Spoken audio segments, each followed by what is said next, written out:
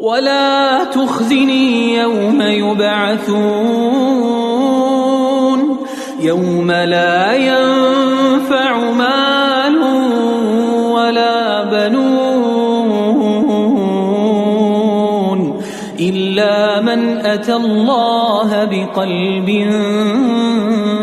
سليم وأزلفت الجنة للمتقين